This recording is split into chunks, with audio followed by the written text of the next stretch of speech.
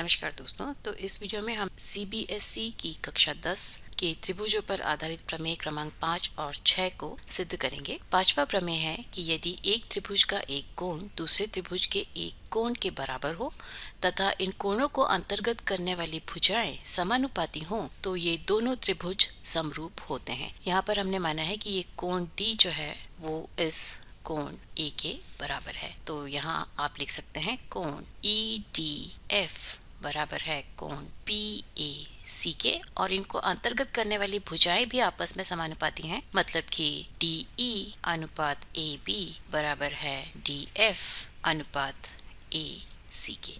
ये हमें दिया गया है और हमें प्रूव करना है कि ये दोनों त्रिभुज जो हैं वे समरूप त्रिभुज हैं।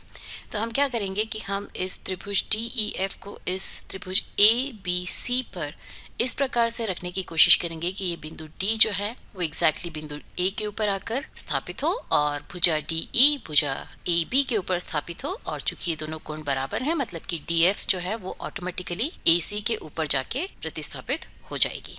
तो ये कुछ इस प्रकार से दिखेगा, जहाँ पे हमने बिंदु A का नाम जो है वो चेंज नहीं किया है। बिंदु E का नया नाम E डैश हो गया है और बिंदु F का नया नाम F डैश हो गया है। तो यहाँ पर चूंकि हमें दिया है कि DE और AB का अनुपात जो है वो बराबर है DF और AC के अनुपात के, तो यदि ये सही है तो इसका प्रतिलोम या इनवर्स भी जो है वो भी सही होगा। या आप कहेंगे कि AB और DE का अनुपात AC और DF के अनुपात के बराबर है। और यदि हम इस चित्र के हिसाब से लिखने की कोशिश करें तो हम लिखेंगे कि AB और AE डैश का अनुपात जो है वो बराबर है AC और AF डैश के अनुपात के। अभी यदि हम दोनों तरफ से -1 कर दें तो हमें मिल जाएगा AB माइनस AE डैश अनुपात AE डैश बराबर है AC माइनस AF डैश अनुपात AF डैश के। AB माइनस AE डैश जो है वो E डैश B के बराबर है और AC माइनस AF डैश जो है वो F डैश C के बराबर है। तो यहाँ से आप लिख सकते हैं E डैश B बटा AE डैश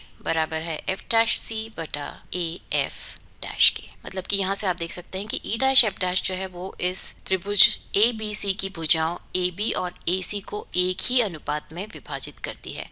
और यदि ऐसा है तो हमारे पहले प्रमेय के हिसाब से E डैश F डैश जो है वो समांतर होगी BC के। ये हमने पहले प्रमेय के हिसाब से प्रूव किया है और उसमें ये कहा गया है कि किसी भी त्रिभुज की दो भुजाओं को समानुपात में विभाजित करने वाली रेखा जो है वो तीसरी भुजा के समांतर होती है। तो अगर ये समांतर है मतलब कि कोण AE डैश F डैश बराबर है कोण ABC के, यानी कि ये वाला कोण इस कोण के बराबर है, और साथ ही साथ कोण AF डैश E डैश बराबर है कोण ACB के। मतलब कि ये वाला कोण जो है वो इस वाले कोण के बराबर है। और हमें पहले से ही दिया गया है कि ये शीर्ष कोण जो है वे आपस में बराबर है। मतलब कि यदि त्रिभुज DEF समरूप है त्रिभुज ABC के, क्योंकि इन दोनों त्रिभुजों में इनके संगत कोण जो है वो आपस में बराबर है।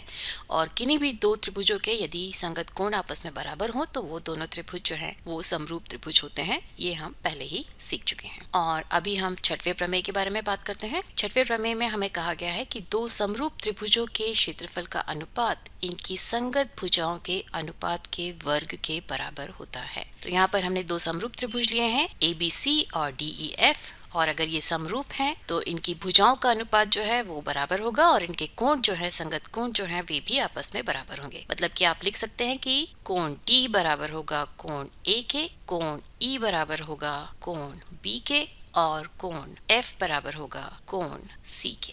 और साथ ही साथ इनकी भुजाओं का अनुपात मतलब AB अनुपात DE बराबर होगा AC अनुपात DF के, और ये बराबर होगा BC अनुपात EF के। और हमें पता है कि किसी भी त्रिभुज का क्षेत्रफल जो है वो बराबर होता है 1/2 आधार गुना ऊंचाई के, या इसे आप लिखते हैं 1/2 बेस मल्टीप्लाइड बाय हाइट। तो यहाँ पर यदि हम EF और BC को आधार माने तो हाइट या ऊंचाई निकालने के लिए हमको इसकी तीसरे शीर्ष से इस आधार पर लंब खींचना होगा। तो ये कुछ इस तरह से दिखेगा, माना कि ये बिंदु M है और ये वाला बिंदु जो है वो बिंदु N है।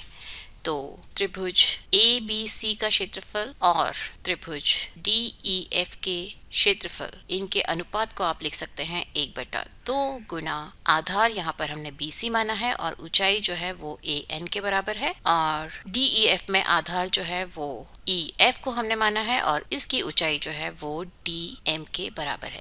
देखिए, इसे प्रूव करते समय आधार जो है आप हमेशा ही संगत भुजाओं को ही मानेंगे। जैसे कि यहाँ पर हमने BC को आधार माना है तो इसकी संगत भुजा त्रिभुज DEF में EF है, तो हमें यहाँ पर EF को ही आधार मानना पड़ेगा। और अगर आप AC को आधार मानते हैं तो दूसरे त्रिभुज में आपको DF को आधार मानना पड़ेगा, और यदि आप BC को आधार मानते हैं तो दूसरे त्रिभुज में आपको EF को आधार मानना पड़ेगा। हमेशा ही संगत भुजाओं को ही आप कंपेयर कर सकते हैं, अदरवाइज समरूप त्रिभुजों में कंपेयर करना बहुत ही मुश्किल होगा। तो इस 1/2 से ये 1/2 कैंसिल हो गया और ये हमें मिलेगा BC/EF गुना AN/DM। तो यहाँ पर यदि हम ये प्रूव कर दें कि ये जो ऊंचाइयां हैं वो भी वास्तव में भुजाओं के अनुपात के ही बराबर हैं, तो हम सिद्ध कर पाएंगे कि क्षेत्रफलों का अनुपात संगत भुजाओं के अनुपातों के वर्ग के बराबर होता है।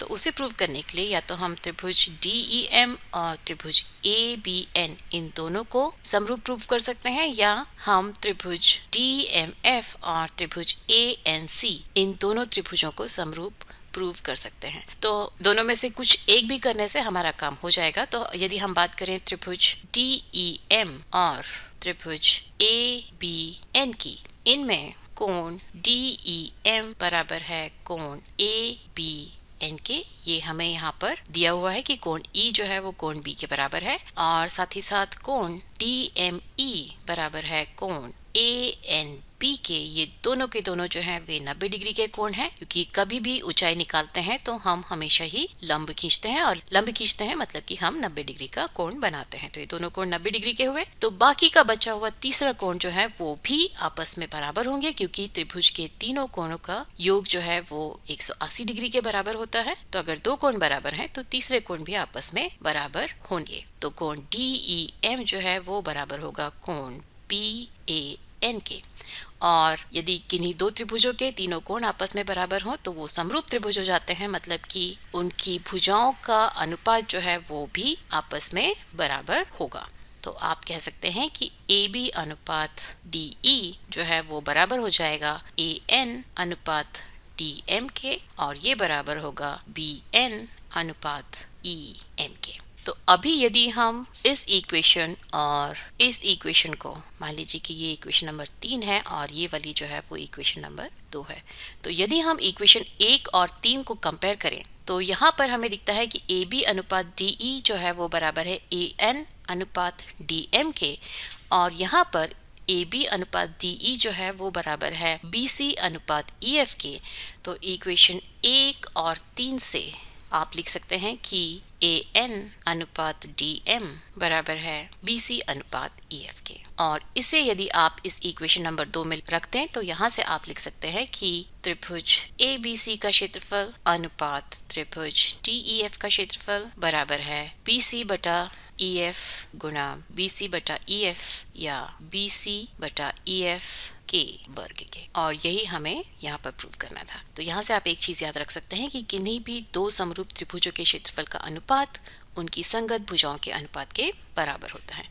तो ये हुआ छठवां प्रमेय, और अगले वीडियो में हम समकोण समरूप त्रिभुजों पर आधारित 3 प्रमेय हैं, उन तीनों को प्रूव करेंगे। तो उसके लिए आप मैथ स्मार्ट हिंदी देखते रहिए, उसे सब्सक्राइब भी कीजिए और नोटिफिकेशन बेल बजाना मत भूलिए, क्योंकि तभी आपको पता चलेगा कि हमारा अगला वीडियो कब आने वाला है। तब तक के लिए नमस्कार।